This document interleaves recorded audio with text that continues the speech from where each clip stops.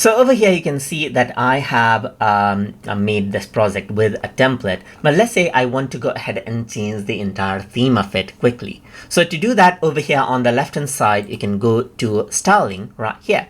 And then if I were to click on another theme right here, immediately you can see that the look and feel of the website changes out. You can go ahead and click like this, as you can see, click like this, as you can see, and everything changes out.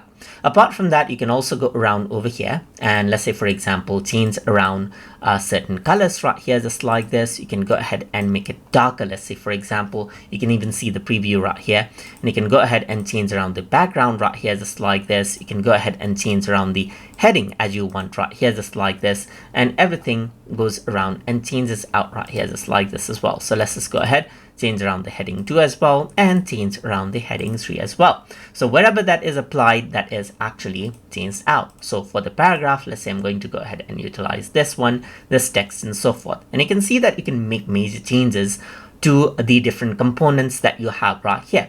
If you want to discard it, go back to the previous state, then you can click on discard. But if you want to apply it, simply click on save, and then this style will be saved. And then if you were to go around over here onto pages, you'll be prompted to save everything. So you can go ahead onto, let's say, for example, save it, and they will be saved out right here. And once it is saved, you can simply go around over here.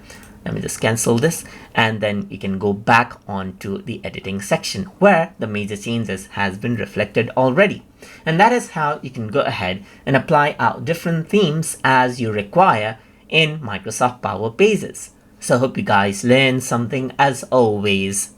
And as always, please like, comment, share, and subscribe